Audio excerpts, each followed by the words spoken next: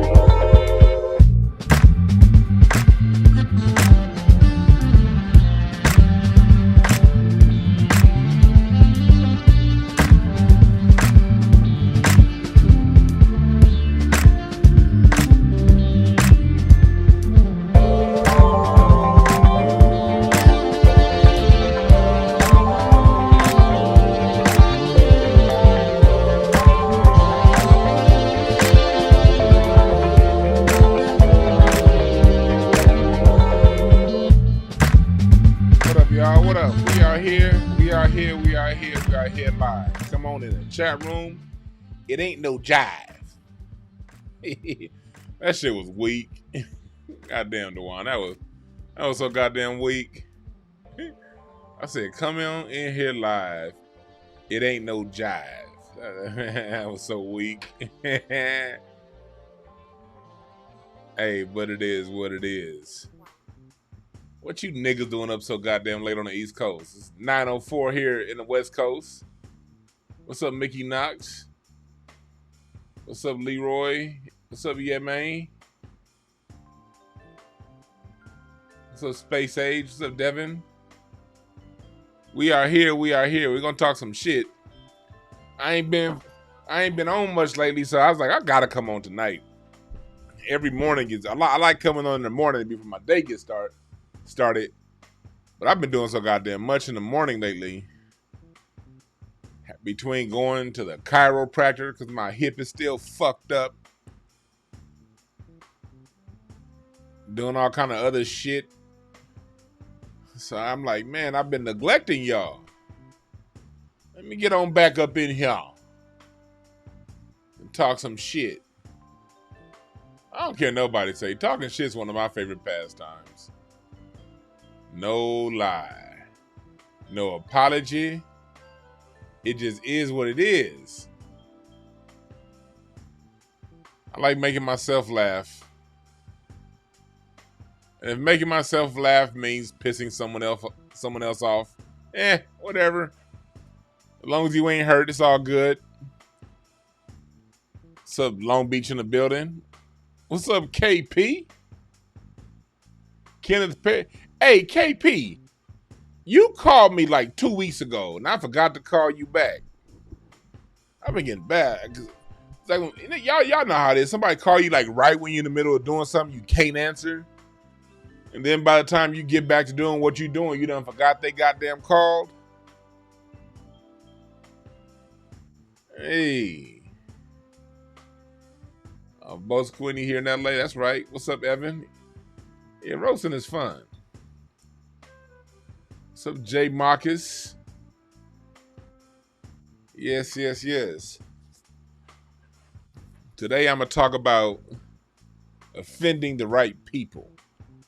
And then we're going to open it up and talk about more free-flowing stuff. But,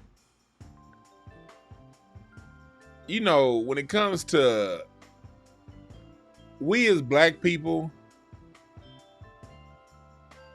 we gotta we gotta be comfortable. I'm just gonna jump right into it. Niggas need to get comfortable being offensive to other groups. Niggas, black folks, us be one with our head on straight, we need to be comfortable not only offending other groups, but we need to be comfortable offending anybody who does not see our full humanity, who don't treat us like the gods we are. Somebody's. I hope that's a woman asking, "Where's my camera?" Not a dude. T Hicks, I hope you're a woman, not a man. Because if you're a man asking, "Why can't you see me?" I got questions, homie. Fuck you want to look at another man's face for? I'm delivering information. Nigga, take your ass on over to goddamn. You got 3 more months while OnlyFans is still showing showings. You're going over there if you want to see something. Niggas come here for information. I ain't about to turn on no gut. What the fuck I look like? I'm in my room. I'm not about to turn no light on. It's nighttime. Turn this camera on. Set my background up. Be conscious of my facial expressions for you niggas. Shit, nah. I like it just like this. I'm sitting back drinking my wine. Petite Syrah from Brown Winery up in Napa, California. One of the few black-owned wineries in California. That's what I'm sipping on right now. So I got the lights off. And I'm in chill mode. I don't want to see your ugly ass. I don't want you looking at me. You dig? Back to the program. What's up, True Seeker? DC Static? Yeah, we here. But we gotta be cool with being offensive.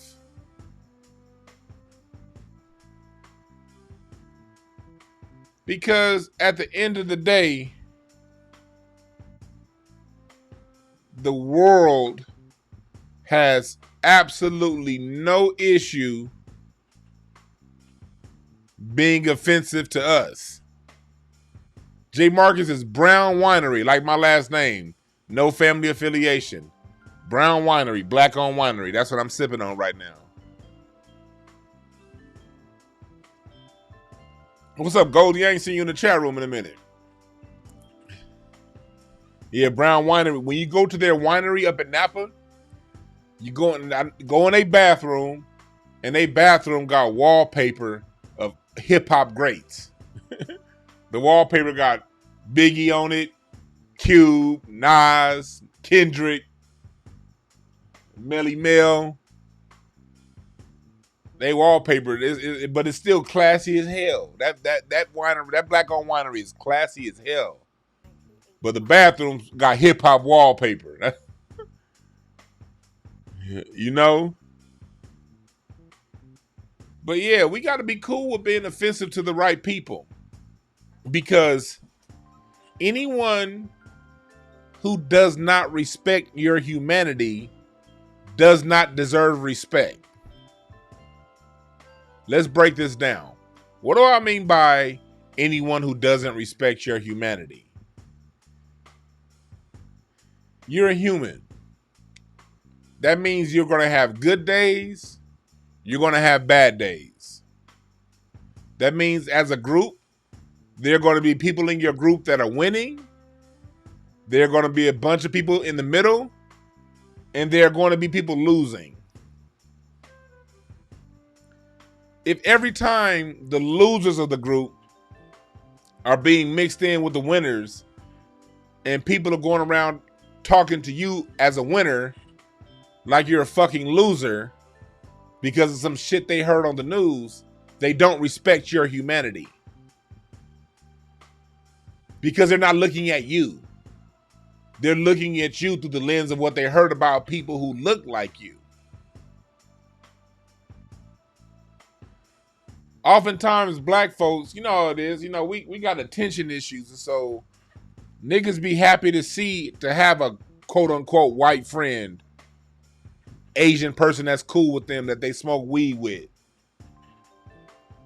If anybody you around is offended by you demanding yours and all of yours and speaking up for yourself, they're not a friend. When you black, but every time you gotta say something black around them, you gotta soften the blow. Black and brown, minority, people of color. The minute you say black, this is how you know someone else ain't fucking with you. The minute you say black, they want to throw something else on top of it. Oh, and handicap. You say black. That also happens to midgets too, you know. You say black. You know people with one ear and two and three knees have the same issues, right? You say black. You know women with Adam's apples go through the same thing because they choose to identify. When people do that, they're not respecting you. And they're not respecting where you come from. Because let me tell you something. As much shit as I talk, y'all know I'm a Gemini. You know, I'm a Gemini, so I can go hot and cold in 2 seconds apart. As much shit as I talk, I don't really like offending people. I really don't. Like when I'm talking business, when I'm talking turkey, when I'm talking that real shit, I'd rather not offend anybody. That's why I try my best to be clear. That's why I have these long form programs to where when I'm talking about something, y'all know I may take 30 to 45 minutes sometimes to set up where I'm going.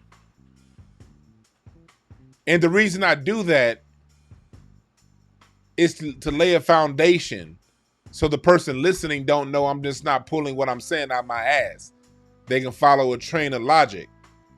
And if they want to know more, I can show them where they can go and find more. That's why I do that, because I'd rather not be offensive. I'd rather you hear what I'm saying and take what I'm saying at the value of what I'm saying it. But I also know it's a lot of people out there who, the minute you don't agree with all of their thoughts, the minute you don't agree with every one of their insecurities, they're now offended. Now here you go backtracking because you didn't mean to offend in the first place, trying to reword what you say. I'm very guilty of that because I'd rather not offend. I had to grow into someone who didn't give a fuck when I opened my mouth publicly. Because when I used to do the same shit 10 years ago, when people would snap, I would be so thrown off like, man, I didn't mean to say it like that. You know what I mean? I'd rather not offend. So you're not speaking to someone who's always wanted to just be mean to people. I had to grow this callus. Because over years and years and years of stepping on eggshells and trying to step around people's feelings, years and years and years of trying to say things the right way so don't nobody get hurt, years and years and years of trying to, be the friend that people need, I was denying myself and my own humanity. Then one day, years and years ago, I said, it seems to me the only path to not offend anyone else is to not speak up for myself. It seems to me the only path to not offend other groups is to not speak up for my group. Yet at the same time, these people running around talking about how offended they are, they have no issue coming right in front of me and holding up a conversation in Spanish with somebody else who speaks Spanish. They don't think, hey, does that offend this English speaker right here? They don't think that shit. They just come out and start speaking that Spanish. La Tierra, La Cienega, Papusu, Taco, Burrito shit. El que Mariscos y La Brea y La Tierra y La Cienega. That's all the fucking Spanish I know, goddammit. They don't get offended when they come speaking, when they come rolling their R's around me. Rosa. Bitch, your name is Rosa. What's all that shit? We speak English.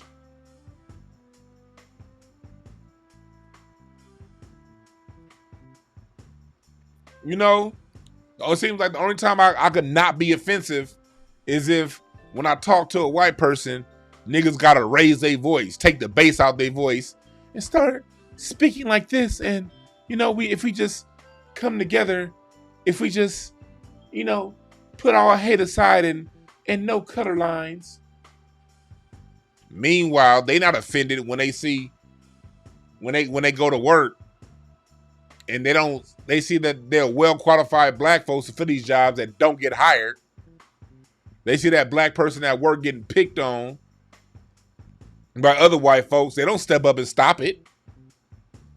They don't do shit when we offended. Go around feminists, you gotta say all these. You can't say straight. It's now cisgendered. Oh, you can't offend niggas in size 14 heels with a wig on and an Adam's apple, looking like Anderson Varejao, calling themselves a woman. You can't offend them.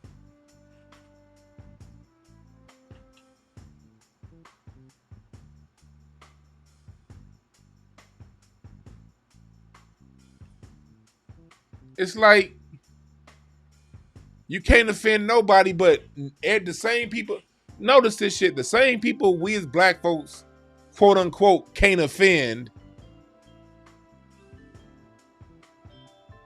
And they ain't got no problem offending us as long as they don't say the N-word.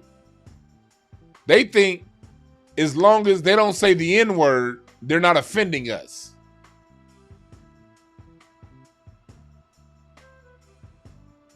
Fuck that. Shit, the way I see it, the more I offend these motherfuckers, the more on track I am. Hit the like button, y'all, please. We got 117 in here, 120 in here, 73 likes. Hit that like button, please. And also, go right now in the description box. Stop right now, go in the description box and add my Mixcloud. Subscribe to my Mixcloud account and turn your notifications on. Mixcloud don't be on that bullshit like YouTube. They'll send you the notification. On Fridays, I want to start doing my music breakdowns on Fridays. I was going to do it tonight, but I only have like 8 subscribers over there on Mixcloud. So I need y'all to go over to Mixcloud and subscribe. Because I'm going to start doing some live DJing music. And I'm going to break some real music history down for y'all asses. And the reason why I'm doing it is because I'm tired of all these motherfuckers. Again, going back to offensive. I'm tired of all these motherfuckers coming in from third world countries talking about they play a part in hip hop. Fuck out of here. Colonized people trying to colonize our shit. So I'm be going on the wheels of steel once or twice a week, giving irrefutable evidence for y'all asses where our music come from, and giving you the language on how to break that shit down. I'm gonna do that on Incense and Ashtrays on Mixcloud. Back to what we talking about.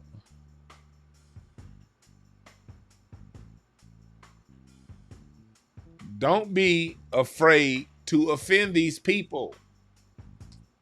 They're not afraid to offend you. Go back to you treat others how they treat you.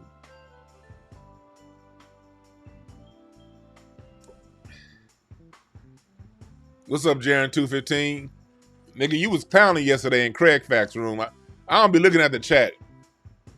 I looked up at the chat like 3 or 4 times yesterday. I saw Jaron hit niggas with good ones. Nigga Larry. Y'all was funny yesterday in the chat room.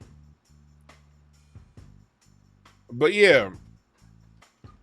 That's right, FYF Fife Life. Nigga, fuck them. These people don't care about us. That's why in life, you have to train people how to treat you. You got to train people how to treat you. And we as black folks, We train people that they can say and do whatever and get away with it.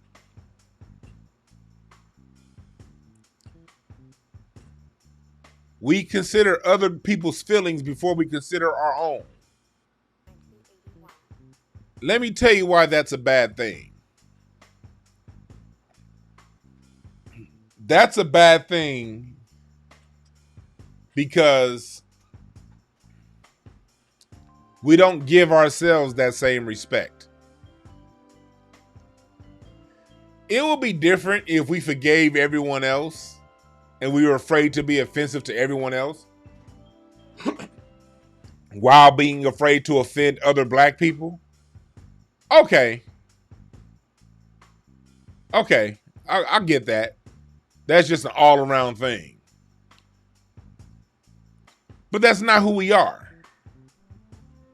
Black folks don't give a fuck about offending other black people. Roland Martin, Stephen A. Smith. Basically anybody, basically 97% of blue check Twitter. They'll walk on eggshells around everyone else. But when it comes to black folks, no. Black folks just need to listen. Now look at here. Terry Crews. That nigga, Terry Crews' whole, that nigga's life offends me.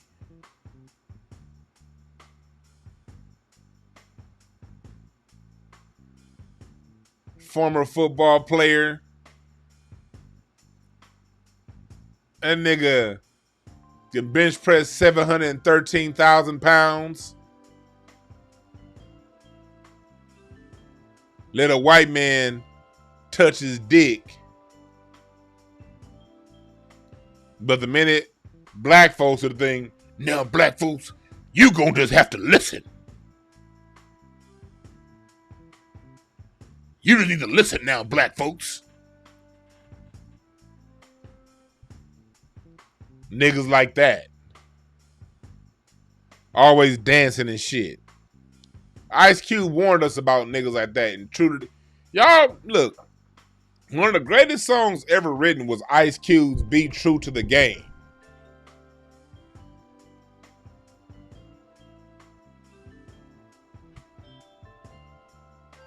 You're gonna have a heart attack when you find out that black folks don't want you back. Trying to be white or a Jew. Now tell me, who are they to be equal to? Nigga trying to be like Jack. But Jack is calling you a nigga behind your back. Nigga. True to the Game by Ice Cube, man. I was playing Death Certificate today. I played Ice Cube's Death Certificate album top to bottom at least once every 2 months. Well, I don't go more than 3 months without playing that album from beginning to end. Because that album is life game.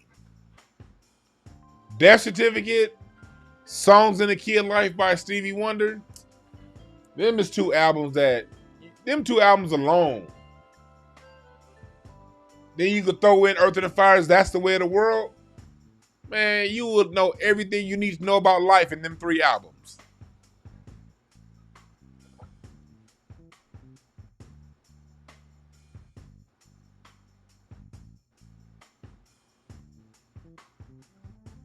Man, shit.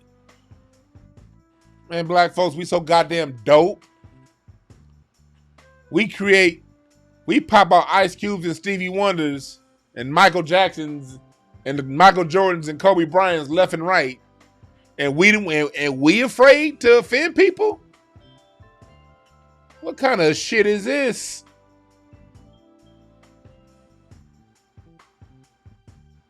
What kind of shit is that?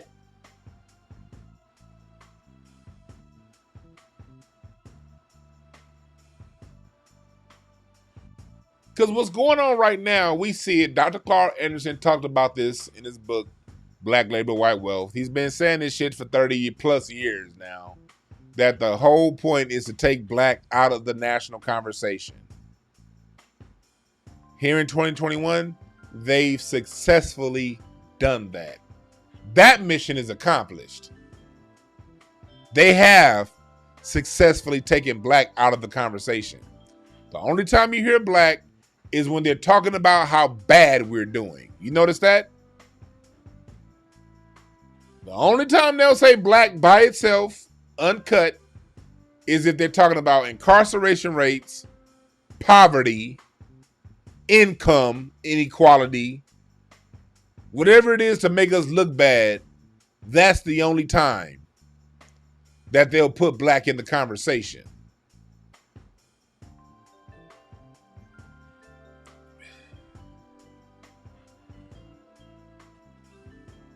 But overall, I think that's a good thing. And let me tell you why that's a good thing, black folks. Let's go back into history. There have been 2 times in American history where black people were kind of left alone. And when I say left alone, that's a relative term because we're never all the way left alone. But left alone to the point to where we weren't the focus on the nation. And there were other things going on we were able to build. The 2 times was Reconstruction, the period just after slavery, and the after civil rights was signed, late 60s to mid 70s, when white supremacy was regrouping, late 60s to late 70s, I should say. They still were fucking with us. This nation's never not fucked with us. But during those periods, black people got relative opportunities.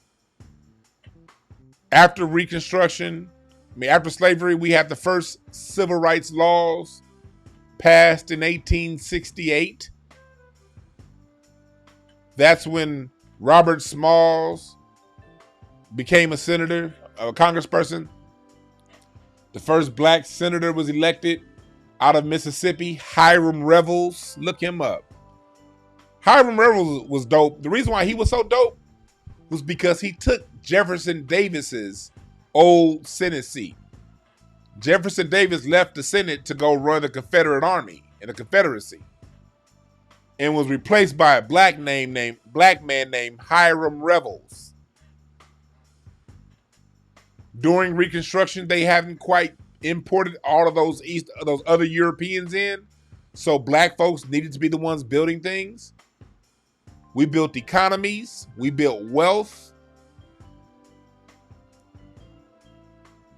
We was doing our motherfucking thing just 7-8 years out of slavery because we weren't being undermined. We weren't being focused on like that.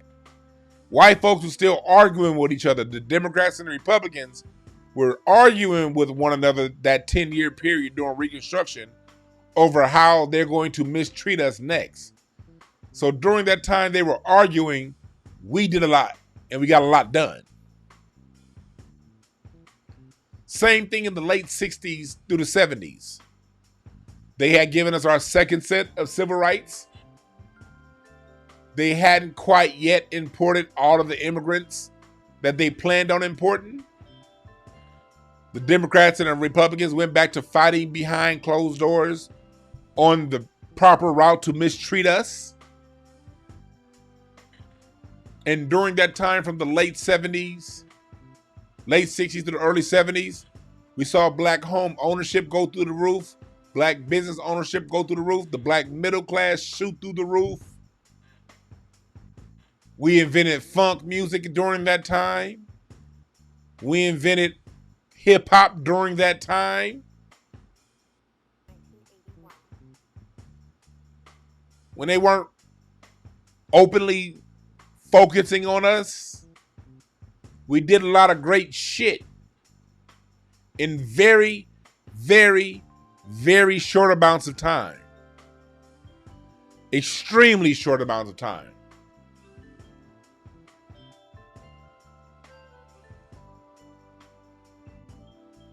Being the student of history I am, I kind of see the opportunity opening up for us again through these next 10 years.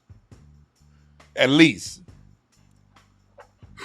I think black folks, we have a window right now these next 10 years to really win. And listen to me closely when I say this. I ain't reading it. I haven't looked at the chat in about 5 minutes. You niggas would distract me if I did. Y'all be saying some interesting shit in the chat room. So I'm not looking at y'all niggas right now. I got to get this point out. Then a little later on when I get this point, when I finish flowing, I'm going to go back to looking at the chat room. But right now, I'm in flow state. Over the next 10 years, I think we have an opportunity. Because white supremacy has successfully X'd our name out of the conversation. These other groups see that they have larger numbers, so they don't quite have to to befriend us. They got Biden in office, not Trump. They're not focusing on us. White supremacy is very focused right now on getting its Asian and Latino population in order, in line, in check. So while they're focusing on those other groups right now, we don't need to be part of the discussion. Look, we've been part of the discussion since the 60s as far as the political side of the game on the Democrat side. And since the 60s, they ain't done shit for us. We were part of the discussion in the 80s. Didn't do shit for us. We were part of the discussion in the 90s. Not only did they not do shit for us, they created the goddamn Joe Biden laws. We were the part of the discussion in the 2000s. Didn't do shit for us.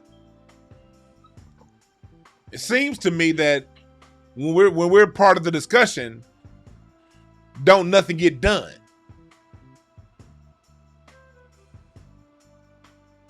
But the minute they turn their backs and start focusing on other things, we tend to come up.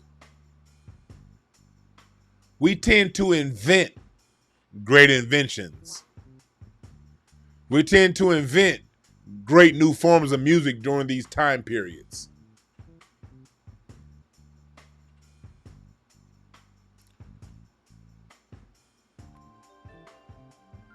We tend to get on track after being recently displaced. Because when we left the plantations in slavery, we were displaced from those. At the end of the day, look, you say what you want, but the plantation was our homes. After slavery, we had to move and migrate throughout other parts of the country. And we created dope shit. They gentrifying us now. We're moving to other areas of the country. I'm willing to bet my bottom dollar that we are going to thrive in this environment. Because these motherfuckers ain't focused on us like that right now politically. And that's the best thing that can happen to us. Because niggas think just because they say black, they really mean it. The best thing that can happen to us is that they don't talk about us at all. Give niggas the clear picture that we ain't getting no help from these monkey motherfuckers. Because when they do that, we go inside and turn towards one another. We trust one another. We build with one another every time they do that. And what puts us in an even more politically unique position, while the left and the right fight and argue over who's going to control the new Asian and Latino underclass, buffer class, those groups, although they're different ethnic stock, they all think white. So what does that mean? They're going to split themselves down the middle politically.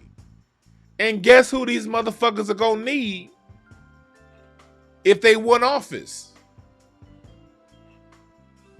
the Negroes.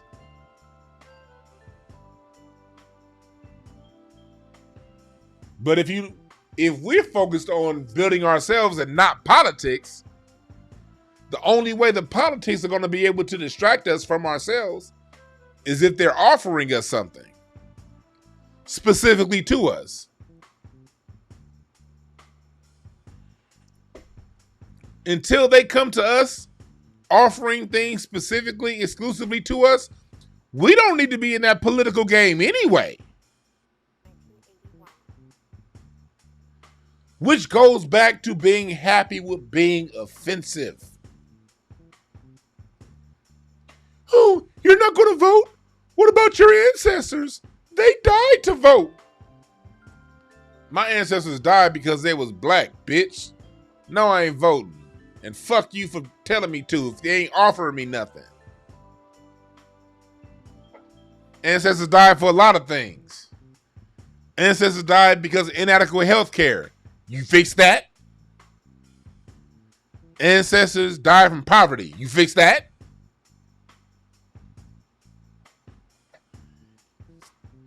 Fuck out of here, ancestors. My ancestor said I should whoop your ass for saying some dumb shit like that. Should I listen?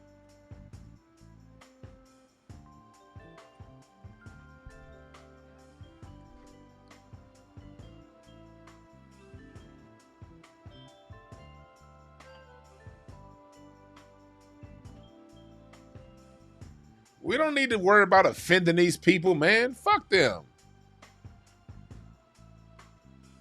We need to get happy at this shit, too. When I see white tears, I laugh. I be like, look at them white tears tasting like Perrier water.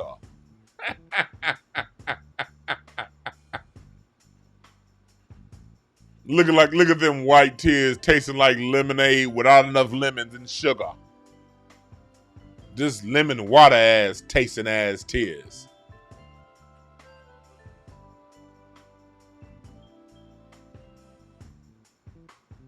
Oh, look at them Asian tears tasting like chow mein juice. Fuck them. Fuck them.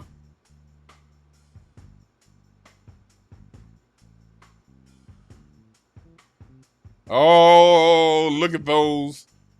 I thought we were in this together. Latinos coming. I thought it was black and brown, eh? And it is black and... I ain't got no issues with the Latino folks. But y'all need to check y'all people before y'all come fucking around with us, man. We don't mind y'all being around, but y'all got y'all own people to check. Y'all got a lot of in-house checking to do. To be offended at me talking about it. Go drink some Don Julio and get to work with your cousins. Pinche cabron. And go fix that mayate word y'all like using. How about that?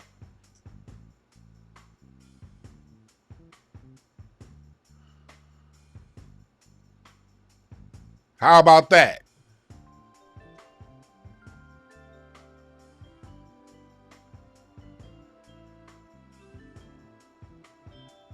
We have to embrace offending people who don't fuck with us. We do. I'm offended you listen to hip hop but don't like black people. You don't care, so fuck you.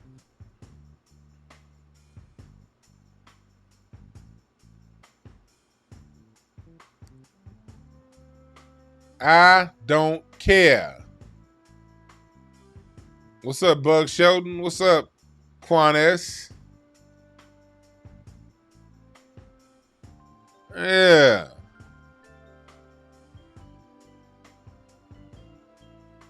Don't be afraid. And the spirit of forgiveness that we have, I want us to keep that spirit of forgiveness and use it first on yourself as an individual. Learn how to forgive yourself. You fuck up and do something wrong, don't be hung up on it, because the more you focus on your mistakes and your wrongdoings and your shortcomings, the more you will attract those things. What's up, Star? It goes back to, like, for instance, when it comes to like things like alcoholism or domestic violence, I've had to counsel folks through domestic violence. And the last thing you want to do with somebody who be getting their domestic violence on is make them feel bad. Because a lot of these cats that do that domestic violence shit, that's how they was raised. That's how they were taught to solve issues, by their family, by their environment they grew up in. So in my years counseling these domestic violence niggas, I used to come in very judgmental because I've never even heard my dad raise his voice at my mom. I remember my parents, when I was a kid, I can remember maybe about 4 or 5 arguments, like big arguments my parents had. Because usually if they did have an argument, they would go out in the car away from us and argue. They would never do it in front of us. My dad has never called my mom out of her name. I've never called my wife out of her name.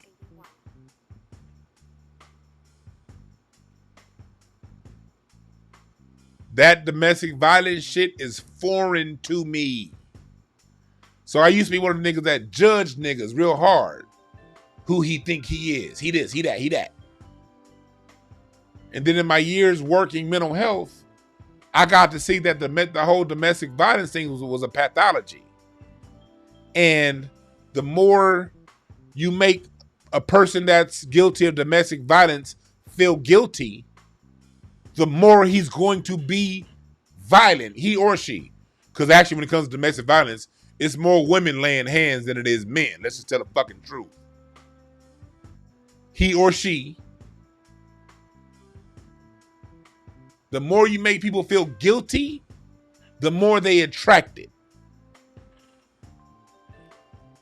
There were times I had grown-ass men raise their hands on a family member, on a wife or a child, and then I'm the one that's there, and I gotta. My job. We at my last job we were mandated reporters, meaning if we found out there was domestic violence, we were mandated by the state of California by law to report it. So the times I had to report, I didn't report people behind their backs. I reported them to their face. And I called the report in at the family home in front of them. That's the kind of nigga I am. None of that behind the back shit. And we make it very clear why we were doing it. So how I transitioned from being a judgmental jackass to someone considerate was when I started seeing the same type of behavior from these people who were into domestic violence, whether it be men or women. I started seeing the pathology. And I started seeing a lot of this domestic violence will sprout out when they feel the worst about themselves. So the issues that I have solved, I can't say I solved, the issues that I have helped families solve was the times I've helped them solve that issue of domestic violence would be when we were first, and it sounds counterintuitive, but first remove the guilt. Have conversations, get an understanding, see where it comes from. And learn to forgive yourself. That's the hardest thing that it is to do with people, especially people who have done really bad things. Sometimes the hardest thing to do is to face what you did, look it in the eye, then look in the mirror and say, I forgive myself. Forgiving yourself is the first step to recovery. no matter what it is, whether you were a bad parent, whether you were an alcoholic, whether you were part of domestic violence, whether you're a womanizer, a cheat, or whatever it is that makes you feel guilty, the first step is to forgive yourself. And I don't mean, oh, I'm sorry, and walk away. Sometimes forgiving yourself means looking in the mirror. You might have to look into the mirror and forgive yourself every day for 6 weeks. You know what I mean? In order for you to genuinely forgive yourself, it don't just happen by saying, I'm sorry. That's just a process.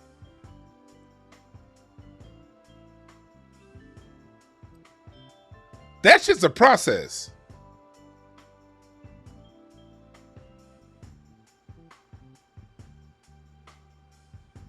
Another thing to help you forgive yourself, I ain't a doctor, but mushrooms, you take them, you get a good dose of them shrooms, listen to some good music, and nigga, you will look at your guilts and be like, what the fuck am I tripping on? But that's another story. You got to mature into that. I recommend counseling. Counseling works. I recommend counseling first, so you can root out all your issues before you touch them mushrooms. I recommend counseling first. Talk this shit out with a non-judgmental third party. Forgive yourself. Forgive. That's when you get to the little spiritual sayings, they talk about, you must, they talk about forgiving your enemy. What that really means, the way I interpret that, the way DwannBrown interprets forgive your enemy, that means forgive the enemy within.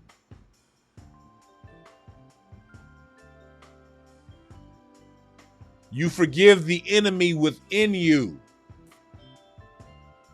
The voice that causes you to do things different from what you want.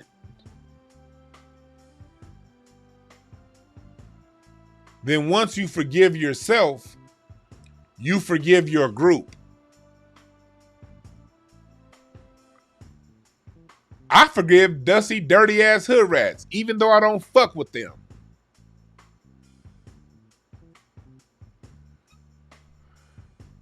You're right, 5. Egoism makes us refuse to forgive. See, that's why I'll be looking at my chat room. Y'all, it's a bunch of smart niggas up in here. Y'all be saying some dope shit. And it'll get me off my train of thought. But y'all keep talking. You niggas is smart in this chat room. I love y'all. For real, for real. I don't be ignoring y'all, but y'all be saying some dope shit. If I read everything y'all said, I wouldn't be able to get my point across. So back to what we talking about. You got to forgive your group.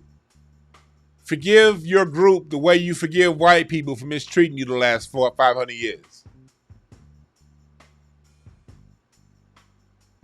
Forgive black people the way T.D. Jakes looking ass preachers forgave Joe Biden for throwing millions of niggas in prison. Forgive black people the way all those dumbass niggas at Howard and frat fucks forgave for Kamala Harris for throwing all them niggas in jail in California. Have that level of forgiveness. Oh, ski-wee, you throw all them niggas in jail? Oh, but we're the same sorority, so ski-wee, I forgive you. Do that with other black people. If you mad at what I'm saying, goddamn it, forgive me. Shit, try that. Fuck your offense. You don't give a fuck when white people offend you. What you mad at me for?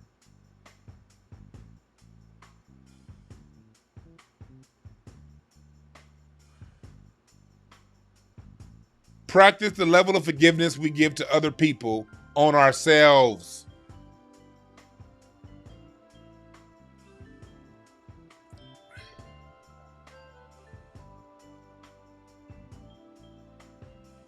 Practice it on ourselves. I don't have any ill will towards other black people. Now, it's other black people I do not fuck with. It's other black people who you stay over there, I'll stay over here. I'll never deal with them. I'll never interact with them. And that's another point I want to get to, people. That's another point I want to get to. We don't need to see everybody come together either. Sometimes forgiving someone means, okay, that brother over there got their own little thing that they working on right now. I'm going to let you stay over there and I'm going to keep my black ass over here. What's up, Legion of Knicks? That's oftentimes what forgiveness is. Okay, you over there, I'm over here. I can't work with someone with Mark Lamont Hill's ideology. You see that snake son of a bitch go up on Sonetter last month? On Sonetter's channel? Trying to come back to black folks and explain? No, nigga, every time I see you around them folks, you selling us out. I can't trust you. Fuck you. You black, so hey. But keep your black ass over there. Roland Martin? That big nose Me Too chick? Angela Rye? Nah, I can't. Nah. We ain't got to come together. Same thing within the black empowerment circles.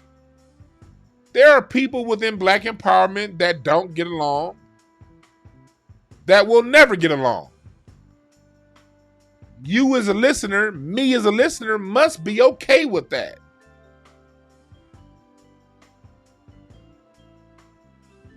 When I first saw Tariq fall out with Umar, I was like, no, please, I know you brothers, no, not y'all. Not y'all too, no. But then I listened to what Tariq said. Tariq had his reasons. If someone like a Umar is gonna be saying something shady to that man, hell yeah, he has a right to respond and feel the way he feel. Us as listeners need to be mature enough to understand that men have differences. That's on us. That ain't on them. But when that nigga Tariq said, I tie your hair, your beard into Bantu knots and slap your titties. Oh my God, nigga, I laughed. Me and Larry, I called that nigga, we were laughing so goddamn hard.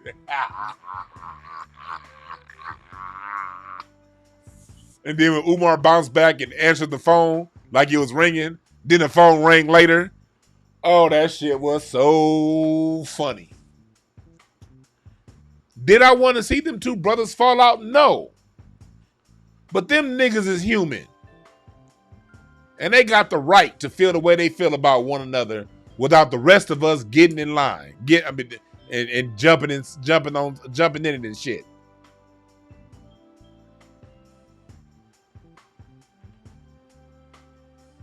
When I saw Tariq and what's that Boy George looking lady name? She looked like Boy George. What's her name? ADOS. What's her name? She blocked me a long time ago. But what's her name? She kind of looked like Balky from Perfect Strangers. What's Yvette Carnell?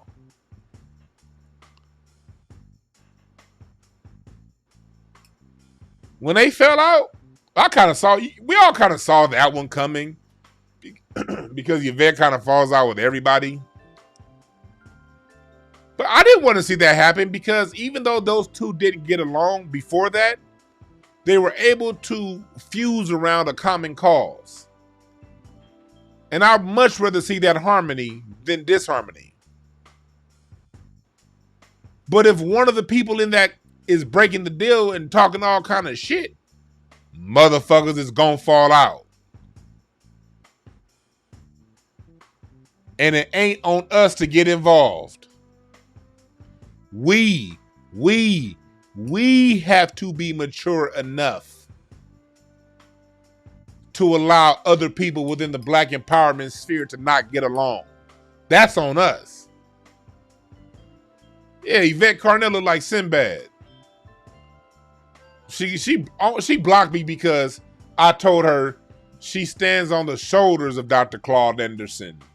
You stand on the shoulder of giants. And she said, what giants do we stand on? We started this. Me and Piglet. What's that Piglet looking nigga's name? Antonio Cromartie, what's his name? Antonio something. Nigga look like he lost a fight to a 12-year-old. What's his name?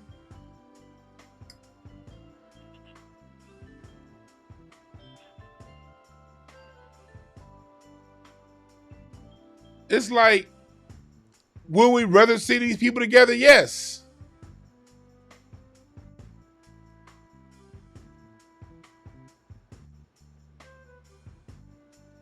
But when these people don't get along, so what? Like, I had somebody, and there's no offense to this brother. He might be in the chat room. I don't know, or may listen to the later show. I heard this brother talk. He was talking about, like, you know, because I was talking about the whole Kevin Samuels versus Jason Black back and forth. Jason Black has a right to be offended. Jason Black was talking like that and saying that shit long before Kevin Samuels started focusing on women the way he did. Well, I remember when I first saw Kevin Samuels, I was like, who is this fake Jason Black looking sounding motherfucker? But I don't have any issues with either one of the brothers. I thought Jason Black did a masterful breakdown the other day. But, you know, Kevin Samuels is Kevin Samuels. Yeah, he likes Tommy Sowell, but yeah, you know.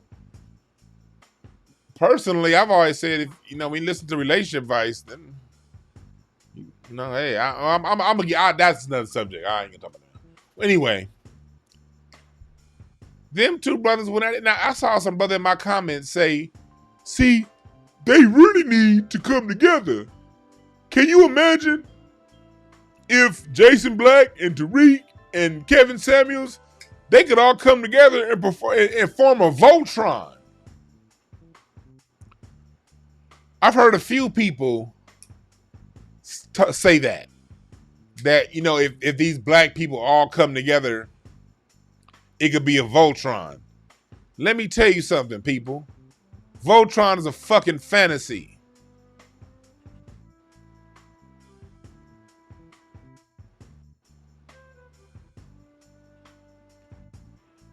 Voltron is a fantasy.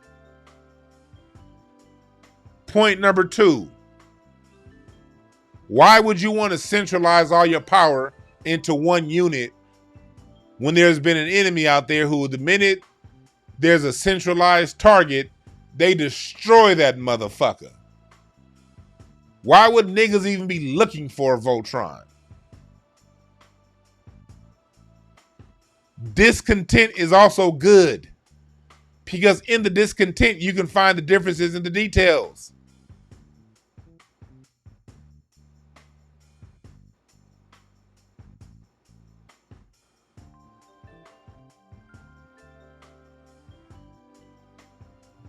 Me personally, when it comes to relationship talks, I don't see how any of y'all can listen to somebody who ain't married. But, you know, to each his own. I listen to Kevin Samuels for entertainment. That motherfucker, look, at the end of the day, Kevin Samuels is funny. He say funny shit. I don't listen to that nigga. But he does make some really good points. And he makes them very funny. Jason Black makes those points better than Kevin Samuels do. But on the entertainment side of it, Kevin Samuels is quite entertaining. But as a happily, very successfully married man, I'm going to tell you right now, you listen to either of them when it comes to a lot of that shit, you'll probably end up married, but I don't know how happy you're going to be. Can't measure happiness. Can't measure compatibility. There are things on the ethereal plane that we have to feel and know. And that's where my expertise is. Why am I expert in that? because I fucking used it and I'm goddamn married. Y'all see all them pictures I be posting on Instagram? 95% of the time when I'm posting them pictures of me out doing some fun shit, my wife is 2 feet to the left or 2 feet to the right of me. She just ain't one of the people that got to be all up in the camera. My wife is my left elbow. I don't know if I can function without her. We've been down, and our chemistry is so tight. But you get that out of understanding the unseen, out of quantifying the immeasurable. That's something them niggas can't teach you that I can. But I got classes on that I'll be doing. When I open up my Patreon, I'll be doing classes on that.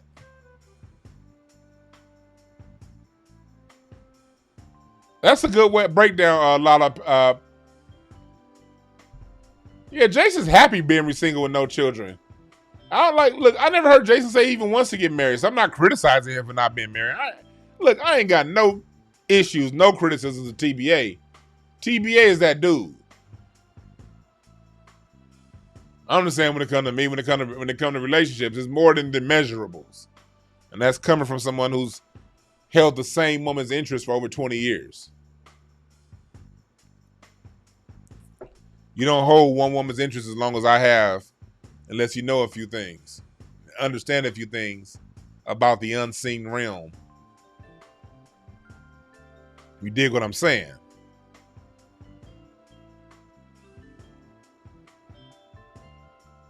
But at the end of the day, you're right, Bug Sheldon. The code is a leader. Bug Sheldon 100. The code is a leader, man. Period. People can fall out. So what?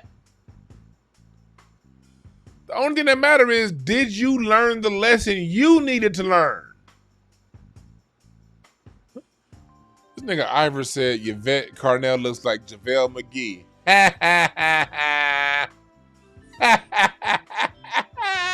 It's funny as hell. Shaqtin' the fool.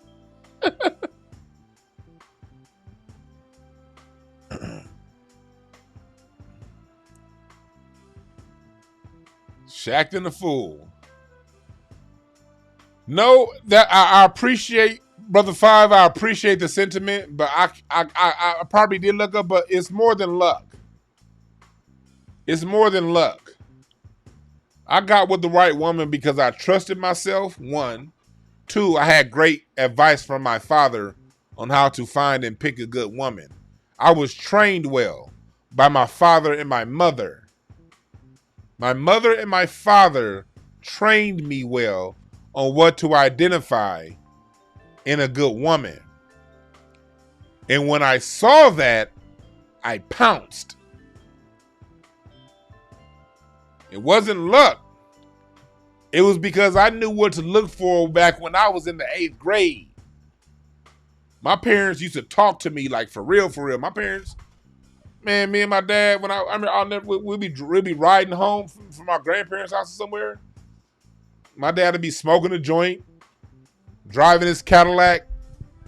We'll be going down King Boulevard, leaving my grandmother's house on the way back home to the Crenshaw district. Pops will stop at that 76 gas station that used to be on Normandy and King.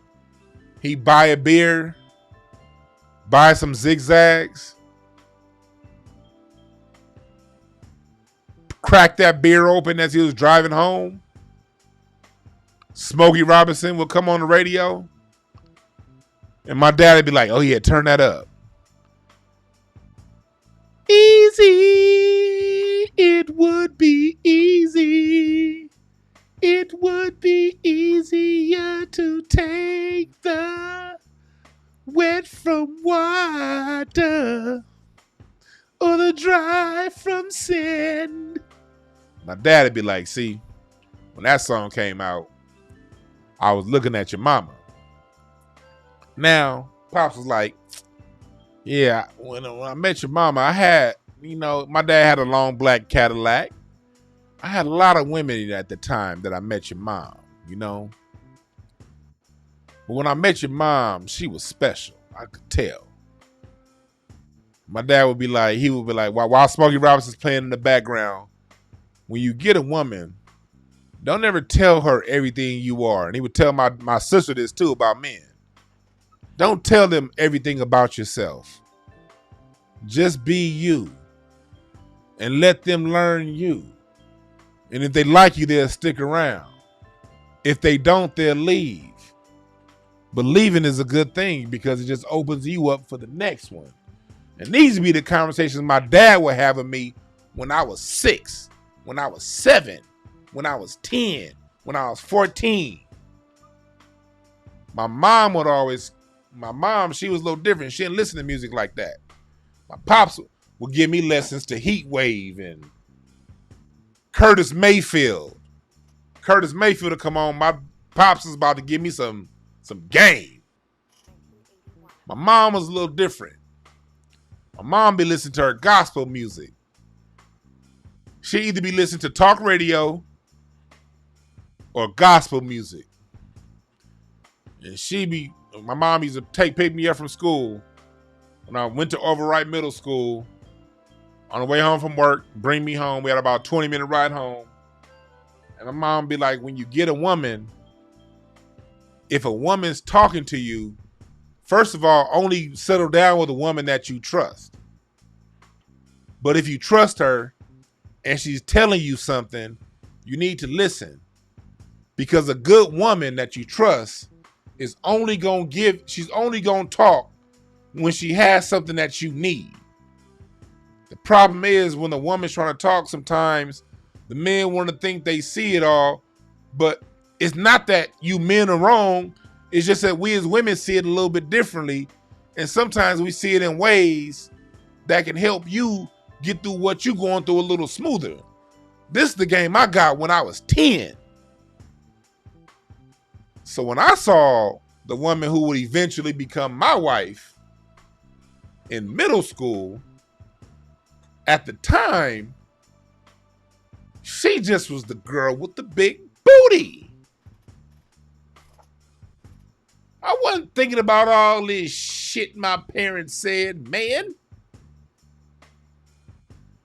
I was like, man, she got a big booty. And I had a crush on her. But I was one of the niggas that was too shy to say something at that time.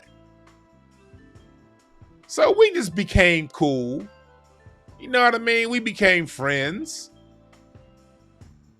And I had, a lot of friends. I've always been the type of man who I love being around women. I've always had a lot of female friends. Lots and lots and lots of them. Women just smell good. I love the presence of women. I've always known a lot of women. But in knowing a lot of women, my wife always stood out. So when it came time when we both got in our 20s, she was done with college, I was done with college. She was single, I was single. I made my move. And then once I made my move, I went about applying the lessons my parents taught me on how to keep a woman. And that's where the fuck I come from. And that's what I teach. The nuances on how to stay together. Don't come to me about how to get together. I ain't one of them niggas. I can't do no all that. Go to other people on how to get together. Don't come to me for that. You come to me on how to stay together. That's my expertise. So it ain't luck, my brother. It's applying good wisdom and game that was given to me by dope parents.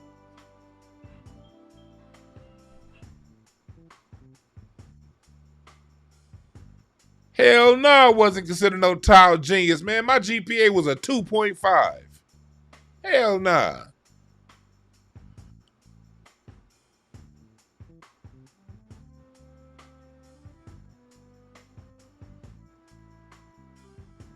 brothers like Kevin Samuels is right. When Kevin Samuels say women oftentimes choose wrong, he's right.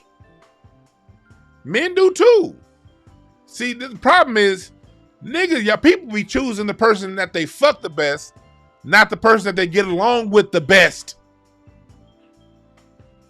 Oftentimes, the person you get along with, that can be the same person if you work it out right. But you'll have women or men, you'll get someone that you're cool with, and then they'll be like, oh, I can't date him because he's just too nice. All right. Don't you want a nice marriage?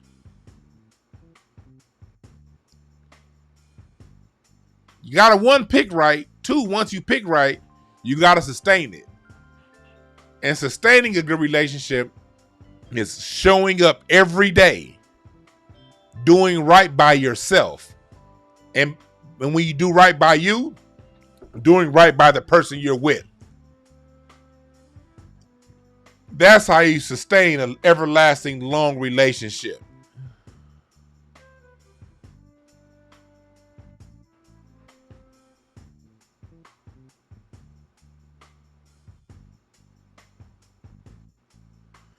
Nah, that's not true, LaSharla Hot.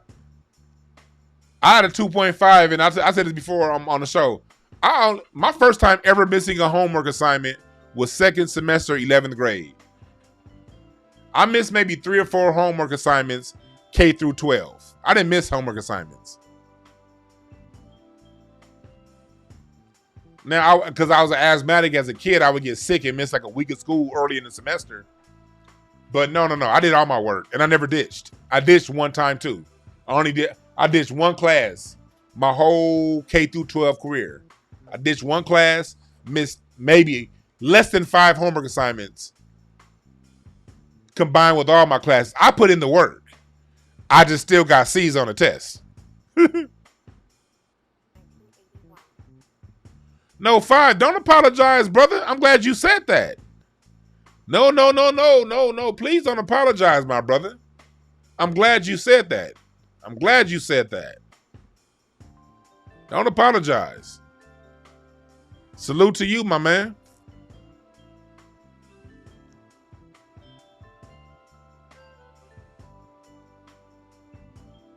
Shar said, I guess that was me. Yeah, get my book. I'm writing a communication book right now on better communication. I'm writing one right now. That book is going to be kind of short, but I'm probably not going to release that book towards the end of the year, closer to Christmas, because I got a fuck ton to do. But I am writing a new book on communication. Y'all going to love it.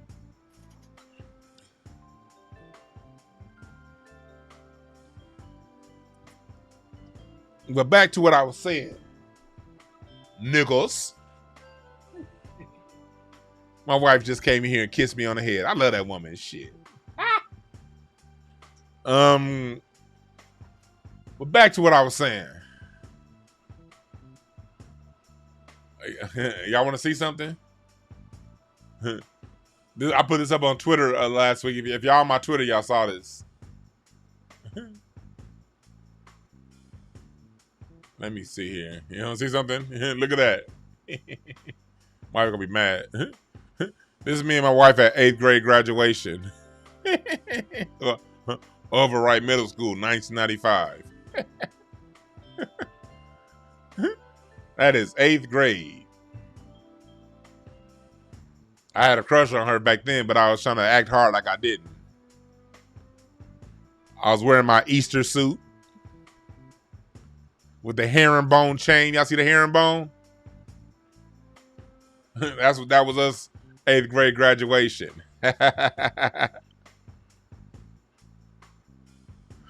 Back to the story. See, when I talk about relationship, nigga, I'm giving you the real motherfucking deal, you dig?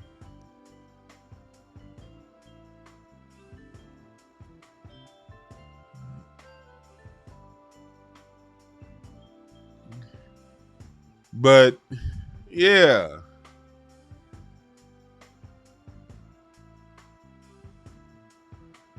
Yeah.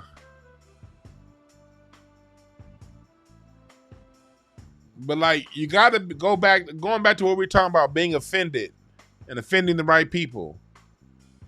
Anybody who's offended for you standing up for yourself and speaking up for your group and your race is nobody worth worrying about. I still have plenty of dope ass Mexican friends I'm cool with. I still got a cool ass. I still got a few white folks that I'm hella cool with, and they hear me talk how I talk, and it doesn't offend them because they're secure within themselves. Hell, the person I bought my car from is someone who listens to Craig Facts. They were cool with somebody, and they hear all that shit. It's a white dude and heard everything I had to say about white folks. Still gave me the hookup on my car. I put how much I paid for my new Accord up next to what most people are paying for, and I still came out winning. And we had a dope conversation. That man respected me for who I am, because let me tell you something. When you stand for you and yours, people respect you. I get respect in these streets from people you never think will respect it.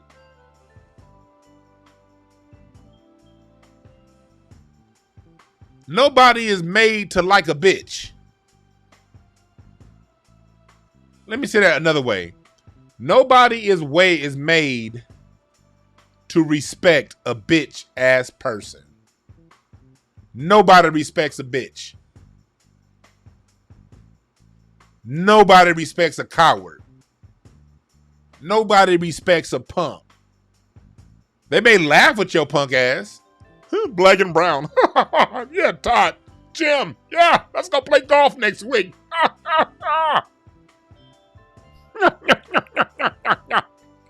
Yes, I just bought a new Audi Q7, and yeah, I went to my mother's house, but she still lives in the ghetto. So yeah, Jim, it's okay. I wasn't robbed. I'm fine. I'm fine. But yes, I had to go down to the ghetto, and I'm trying to tell my mom, look. I can get you a condo here in Calabasas near me. Don't nobody respect punk ass people like that. Do you think white folks really, who respects D.L. Hewley? Let's think about this shit for a second. He pro-black sometimes, but when it comes down to it, he's a professional white ass kissers. Do you respect D.L. Hewley? Does anybody truly respect D.L. Hewley? Somebody who can say what the fuck and go hard on black people all day, not say shit about white folks. And if you do say something, you saying some shit with a little chuckle and a laugh, walking on eggshells because you's a bitch afraid to offend them because they're going to cut you off. Don't nobody respect that bitch ass nigga. Don't nobody that's respectable respect him. Now, there are people out there who may not follow him on Twitter and they don't know a word he said. They only know him from King of Comedy. I ain't talking about that person. I'm talking about people who see how this man moves. They're aware of how he moves. I don't respect this nigga. You don't want to be him. Don't nobody respect Jim Clyburn. Catfish nuggets eating motherfucker. Left black folks alone without protection. But then the minute his bitch ass office was raided in DC, now all of a sudden we need an investigation. Don't nobody respect that wombat looking motherfucker Jim Clyburn.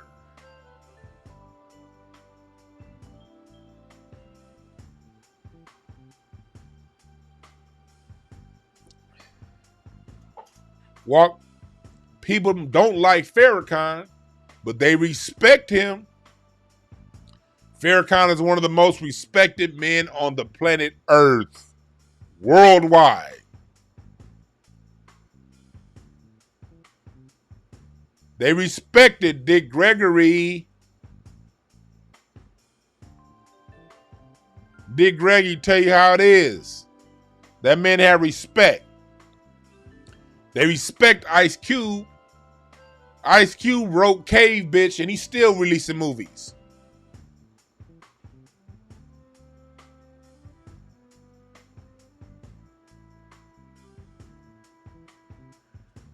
What's up, Butter Love, in the chat room?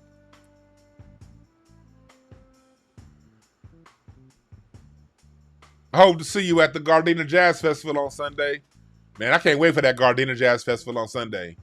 If any one of y'all gonna be at the Gardena Jazz Festival on Sunday, nigga, holla at me. Come by and say what's up. They canceled the festival. The Gardena Jazz Festival is just a big ass black family reunion. I'll never forget 2018 when Frankie Beverly and Maze performed. But it almost don't matter who performs at the Gardena Jazz Festival. It just be 20,000 black folks in love with each other, having a good old nigga time. I'm gonna be there with my alcohol, smoking a whole lot of weed. Hell, I might not do any alcohol and just take some mushrooms. Nah, do alcohol. I don't even know who playing the Gardena Jazz Festival. It don't matter. I'm just going to be there. It's going to be a bunch of black people there in the city of Gardena having a good old nigga time. That's all that matters. Back to what I'm talking about.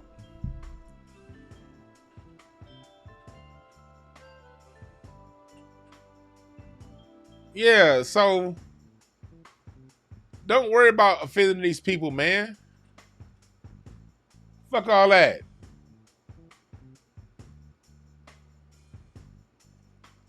Yeah, Judge Joe Brown gets respect. Willie Beeman, I might do that. I might microdose on some shrooms. I might do that. I got a couple. I might do like a little 2 gram microdose that day. I might do that.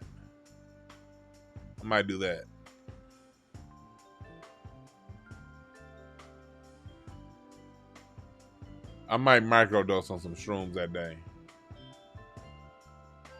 I might. We'll see. But yeah, that's what we talking about up in here right now. Oh shit, thank you, the 5 you know, for following me on Mixcloud. Thank you, Bossa Queenie, for following me on Mixcloud. I'm gonna start. I think I might start. No, not. I was gonna say Sunday. Sunday I'll be at the Gardena Jazz Festival. I ain't gonna be doing no goddamn DJing on Sunday night. But I want to do this. I want to DJ my set Sunday and Friday nights. It may change, but for right now, Sunday nights, Friday nights are the nights I might do my go live on Mixcloud and do some music with y'all.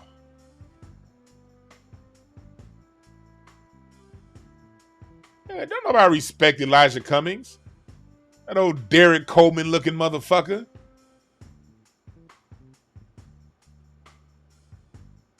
Yeah, Needy Fuller gets respect.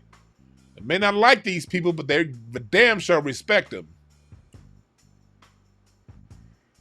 So that's the biggest thing I wanted to say. I'm about to open up the forum for y'all.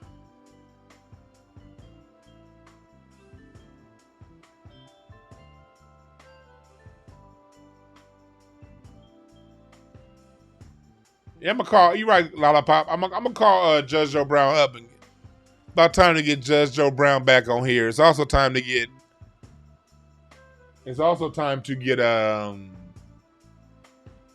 Brother Kaba Kamene back on here. That'd be great. Yeah, but black folks, practice the forgiveness that we've had for other people on first yourself as an individual, then your own family, and then your ethnic group. We headed for some hard time, for some tough times coming up.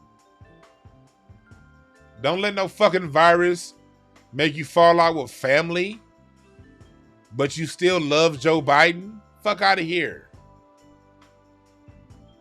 Forgive yourself, forgive your family, and love us as a group.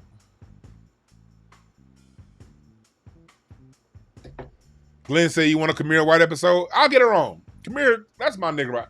I talked to Kamira last night. I talked to her last night. But yeah, I'll get Kamira on. I think Kamira right now, she's taking her daughter back up to school. Her daughter goes to LSU. But yeah, I'll tell her. As a matter of fact, I just saw that nigga. I just saw the nigga Teddy Ray earlier too. I might get him on here. Get that nigga on here. I saw him. I saw him at Slink had a thing of TV taping the other day. I saw Teddy there. That's my nigga right there. All right, I'm about to open up. Okay, Rob Trimble asked me, "What do I think about Afghanistan?" The same thing I thought when they went to Afghanistan. You can't win. You can't beat people who will not be. The Afghanis will not be conquered. You can't conquer any group that doesn't want to be conquered. I was saying, nigga, look, I was saying back on MySpace that this was a bad idea to go fight in Afghanistan, that this country's just going to lose a bunch of money and come home with they head hanging down, losing. I said that shit on MySpace.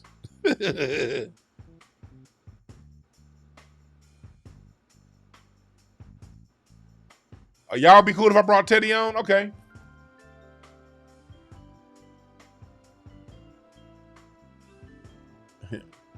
I'll be forgetting, man, because like when it comes to stand-up comedy, I'll be forgetting you niggas out there love these people. I'll be forgetting that shit. To me, these just my niggas. I don't be thinking about interviewing them or talking like we just be having. Craig be having to remind me. He be like, Dwan, man, you're influenced now. You got to move a little different. You got to do this. You got to whoop the one, boom. And Craig be right. He be right. But I'll just be, nigga, I'm just me, dog. I don't be thinking about this shit. Like, between Sleep, Teddy, like, these niggas I be forgetting these niggas is really on right now. But them is the homies. Daphne and all them is the homies to me. I don't be thinking of them as people who are on that everybody loves. It's just when I see Teddy, it's smoke yours.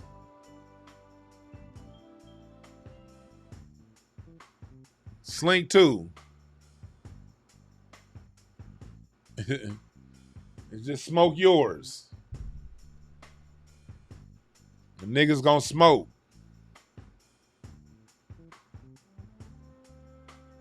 I be forgetting y'all. Y'all love these niggas. But I do want to keep y'all happy. You know what I mean? I consider y'all. People who follow my show and listen, I really consider you guys. That's why I spend the money I spend on the audio equipment. I want you niggas to hear good audio and hear a good show.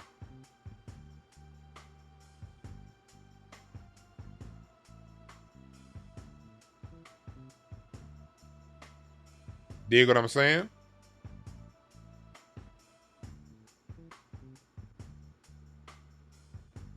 You dig what I'm saying. What else y'all talking about? What else y'all talking about in the chat room? If y'all look at my history, Slink has done this show like 2 or 3 times. He did this show back when I used to be in the studio. And he also did it when I came online. That's one thing I love about Slink. Any move I make, man, he right there. That's why when Slink was filming his new show, when he invited me out, man, I had to come, man. Yesterday was a bad day. I had a lot going on Wednesday. I could have, but nah, that nigga Slink asked me to come, so I was there.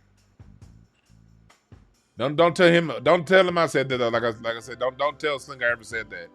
If you ever see Slink, Black Jesus in life, tell him Dwan said, "Fuck you, nigga." If you ever see Slink Johnson in life, say that nigga Dwan said, "You ain't shit, boy." Cause Slink is easily one of the sorriest niggas I know.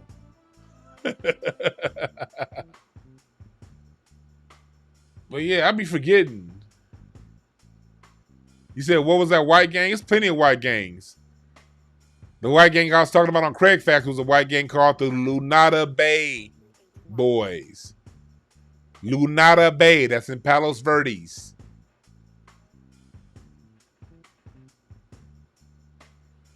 Plenty of white gangs out here in LA. In Southern California. And a lot of them niggas in their 40s.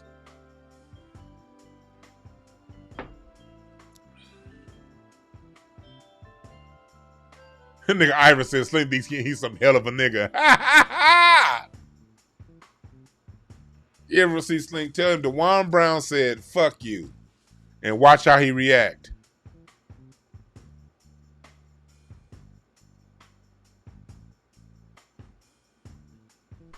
Angela Stanton, she talking to Kwame.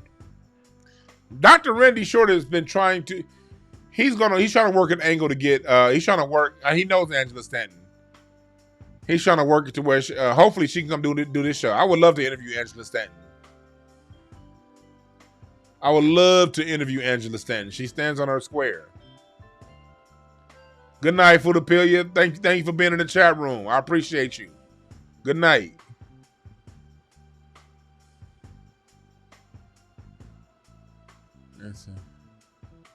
Kwame got arrested this morning? For what? Ivor, you said Kwame got arrested? He did? When you saw all that shit he was talking, you knew they was going to try something on his ass.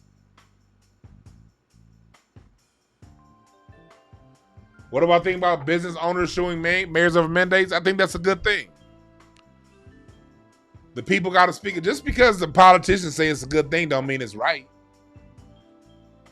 Just because politicians say this is what needs to be done, don't make it right. I'm okay with business owners suing them. Fuck them.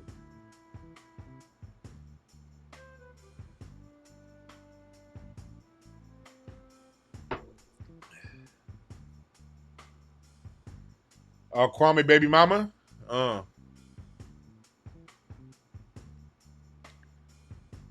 Wow.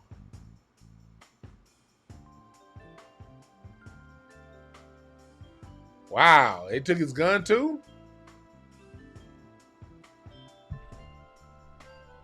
Damn.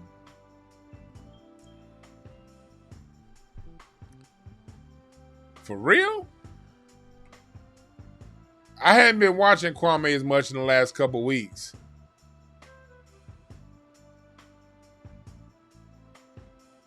Oh, Kwame, I see he's live now. Okay. Oh, I'm so glad I never had that baby mama drama. Thank God I never had that shit, boy. Salute to you brothers going through that, man.